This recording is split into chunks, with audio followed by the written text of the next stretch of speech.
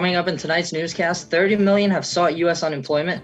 Rowan holds their third annual Out of the Darkness Suicide Prevention Walk, and Morristown looks to the community for a helping hand after this.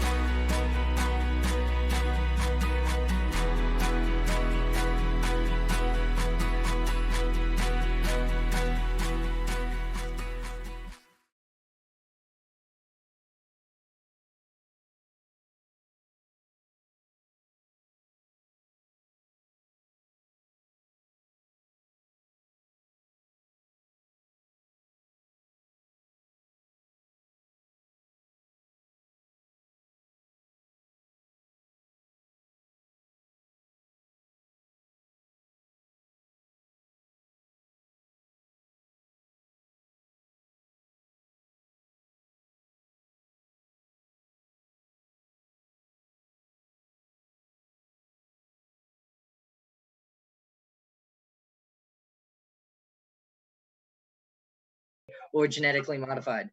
They did say they are currently investigating a notion stated by the White House that the pandemic might have from a Chinese lab accident. This statement comes as President Trump and his aides continue to spread this unproven theory about the origins of the virus. More than 3.8 million have filed for unemployment benefits last week, becoming more devastating than the 1930s.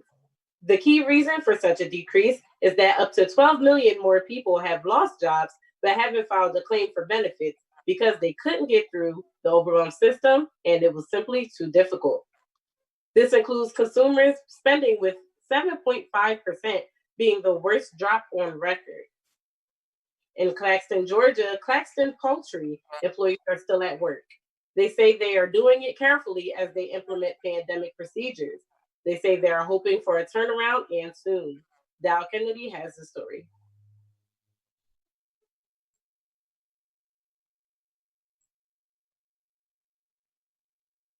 Talking with folks here at Claxton Poultry, they say they are doing everything they can to keep their employees and your food supply safe. Workers change shifts in the afternoon as 1,700 employees continue to process chicken and ship it from here. Managers say they didn't waste time when word of a pandemic started. We immediately started ramping up the precautions that we started taking temperatures. Their business has changed, but not the volume.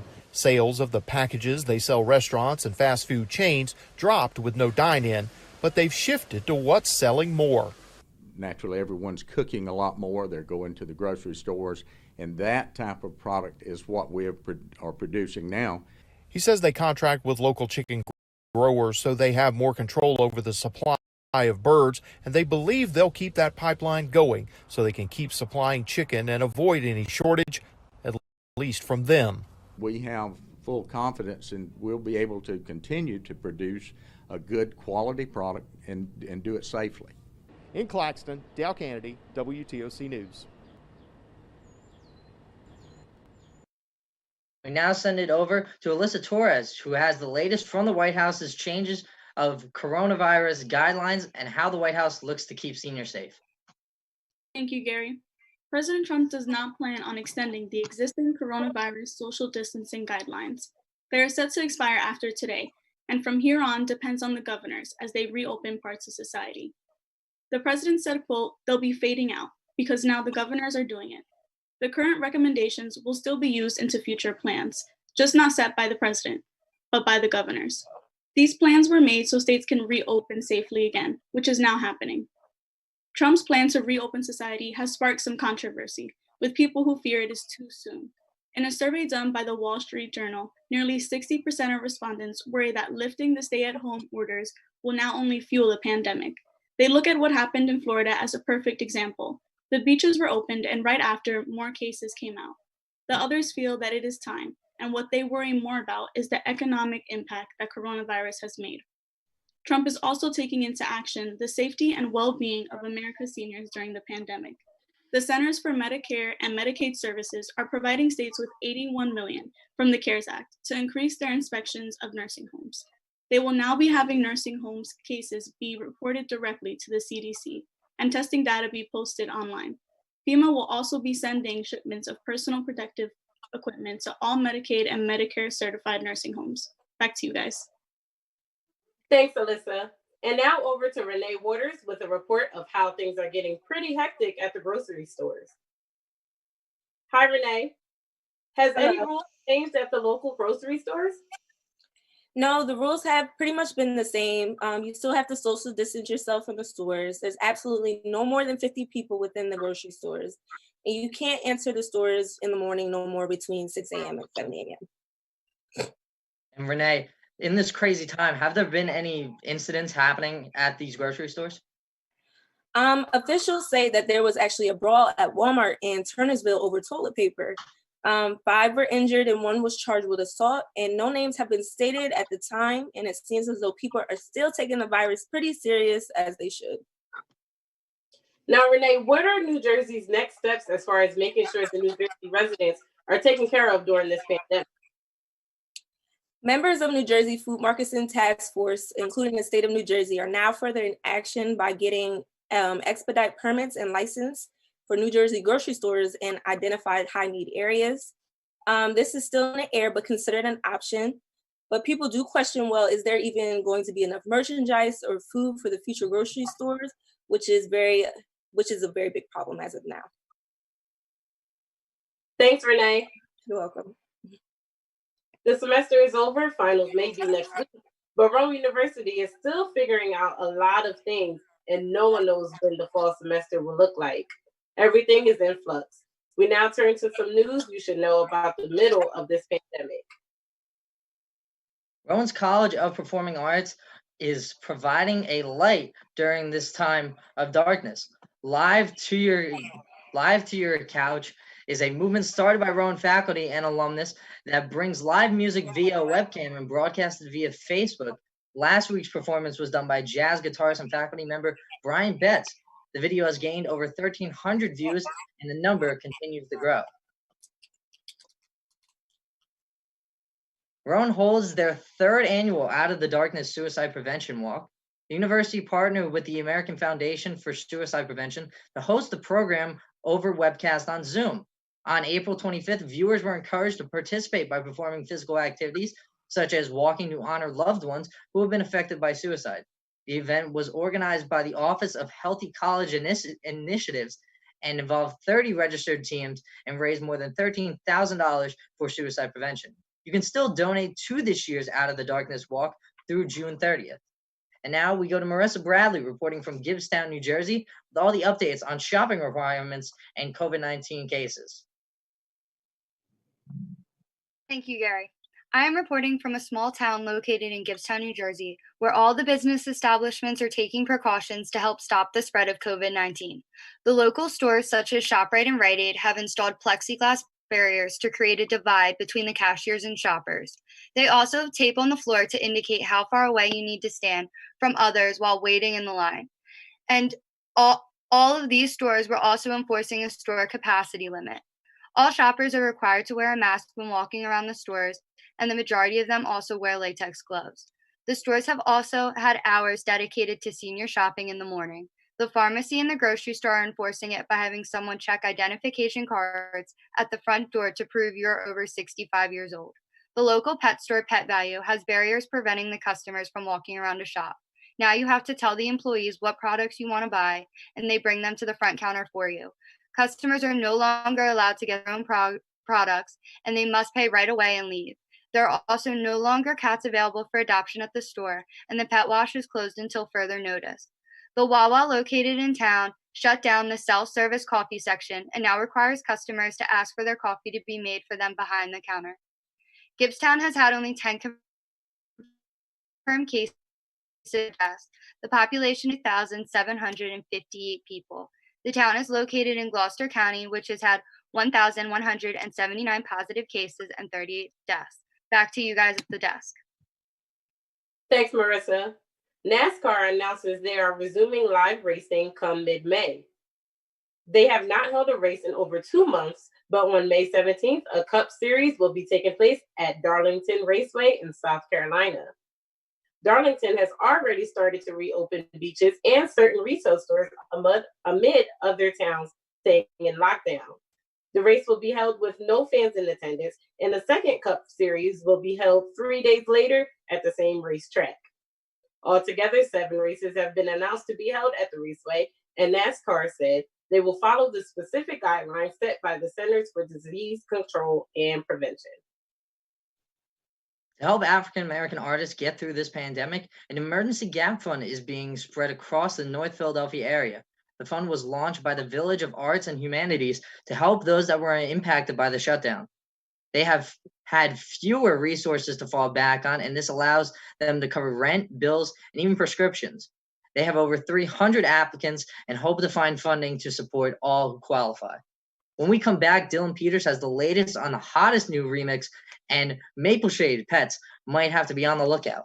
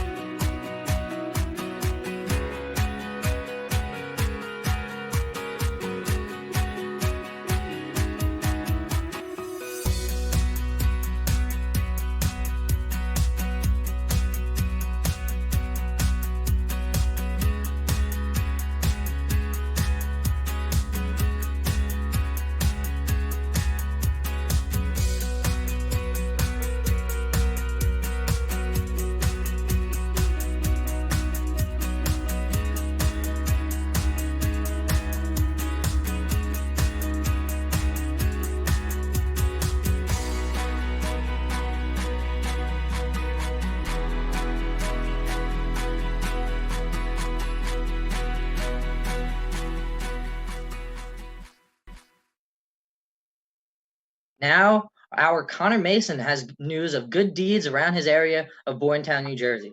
Connor? Thanks, Gary. I'm here in Bordentown, New Jersey, where there are plenty of good deeds going on during these tough times. Although businesses remain closed, the local restaurants are still serving to residents by delivering or doing curbside pickup for the time being. Around Bordentown City, you will see that residents are taking part in helping each other to stay positive and to stay together to get through this pandemic, while staying 6 feet apart, of course. Although there might not be many people outside right now, there are plenty of positive vibes going on through the Bordentown Facebook group, where they are showing their support for local businesses and showing love for one another. There have also been car parades going on for people who are celebrating birthdays this month, as large crowds have been gathering in their vehicles and driving by their homes to let them know that their birthdays haven't been forgotten. Fellow neighbors have even baked cakes and other good stuff for those who are celebrating birthdays, or just because they feel like it. Last, there is a sign where people are signing words of hope that we will continue to get through this, and hopefully we can be nearing the end of this virus and that things will soon enough be normal. I'm Connor Mason, and that's all from Bordentown. Back to you, Gary and Amani. Thanks, Connor. Due to the coronavirus, public gatherings have been canceled, including funerals. This includes New Jersey's Peter Cave, who died of lung cancer on April 10th. He was laid to rest on April 21st with only 9 witnesses, including 5 grave diggers, the funeral home director, the cemetery's general manager, and an NJ Advanced Media photographer. While the family wasn't allowed in the cemetery, Cave's relatives gathered around the complex to pay their respects.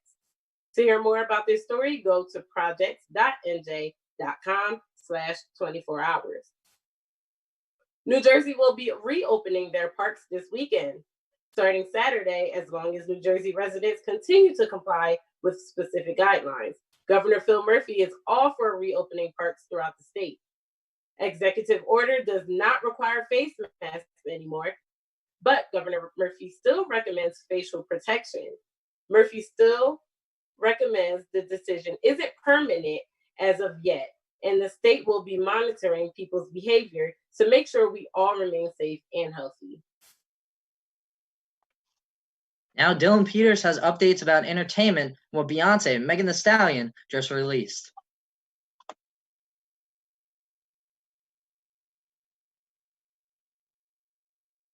He's popping on.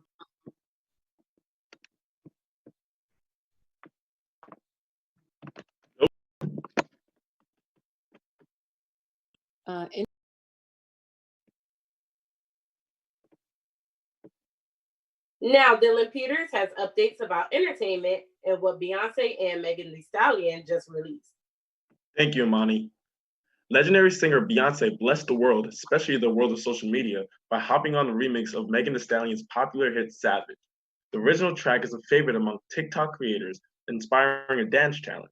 Money made from the remix will go on to the Bread of Life organization. This charity provides disaster relief efforts by donating meals to families in Houston during the pandemic. The Academy Awards are allowing movies initially made available via streaming or video on demand to compete for Best Picture in next year's awards. This has been described as a one-time thing due to the coronavirus. Usually movies would need to be in the theaters for at least a week in order to qualify for the honor. Fans and critics have been pressuring the Academy to relax their rules due to the streaming services like Netflix providing films that may deserve inclusion. Still, the Academy, like many old school directors, feel like is important to maintain a difference between a streaming and theatrical releases.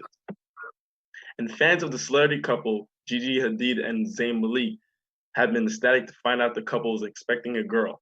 This is the first child they have together, and Hadid's mother said that the baby is due in September. Gigi has become one of the most sought-after models in her career, while Zayn was in the popular group One Direction and was the first to go solo. Back to you guys at the desk. Thanks, Dylan. A family of Maple Shade finally receives justice for their beloved pet. Toby, a 9-year-old poodle and therapy dog for owner Robert Cook, was shot in the head in September, and authorities have found the family's neighbor, William D. Stormwell, guilty. He pleaded guilty to second-degree possession of a weapon for an unlawful purpose and third-degree animal cruelty. He was sentenced to 5 years in state prison starting July 29th. And now we have Conlon with sports.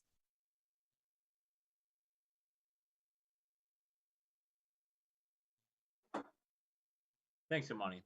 Today marks day number 50 since the sporting world has stopped. The NFL draft was completed this past weekend, and now with no scheduled sporting events to look forward to, Americans have become increasingly anxious. The NBA and NHL have recently announced that they are hoping to start back up some point in July, and are even allowing players who live in states which stay-at-home orders have been eased to go into team facilities and work out on their own. Team workouts are still banned, but folks are hoping that this means they will definitely return and crown a champion before the summer is over. Major League Baseball also has been in flux on how to begin their 2020 campaign. The latest development for America's pastime is that the league will look to break its 30 teams into 3 10-team divisions based upon geography, and that will eliminate the traditional American League and National League format. The story, first reported by USA Today, has enticed many fans as it would be a return to many old-school rivalries. Players have also been in support of the return, with Yankees right fielder Aaron Judge saying, quote, "It has to be safe to play, and whenever that is, we'll be ready to go." Hopefully, guys, that's in the near future. Back to you. Thanks, Colin. A New Jersey gymnastics coach gets suspended. We have more on that after this.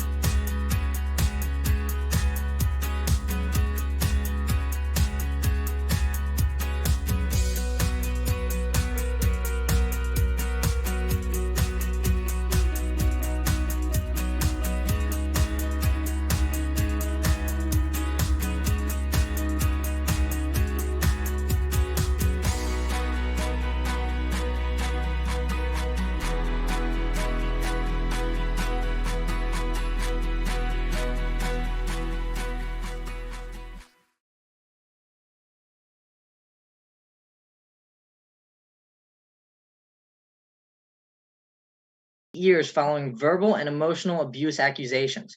Maggie Haney trained gold medal Olympian Laurie Hernandez, who came forward to share her own experience about the verbal and emotional abuse she suffered from training with her coach.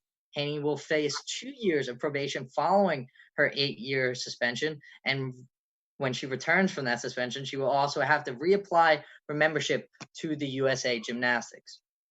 The Burlington County Bridge Commission is laying off a large group of 23 employees. This comes in response to the revenue losses stemming from the coronavirus pandemic, causing people not to travel. According to the commission, March toll collections were down more than $800,000. The layoffs were approved as part of an emergency financial mitigation plan to deal with large-scale revenue losses. A community center in Morristown starts a fundraiser for $100,000. The Community House of Morristown is looking to the town for funds to make sure it doesn't close for good during the COVID-19 pandemic. If it reaches its goal, it will be able to keep the lights on for another few months until restrictions put in place by the state are lifted. When we come back, ideas for you while you're home.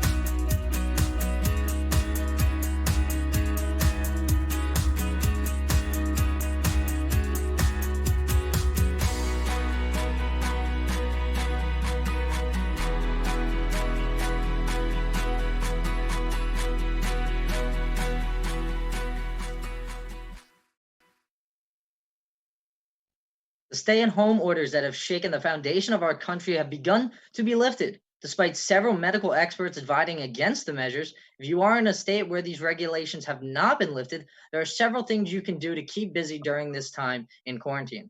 One tip that many health experts advise is to maintain a daily routine. Whether it's going for a morning run, doing puzzles, or talking to loved ones over the phone, keeping your mind and body healthy during this unprecedented time is essential.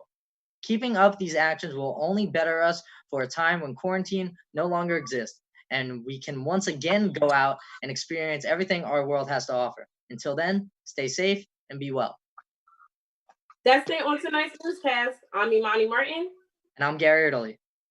Have a good night.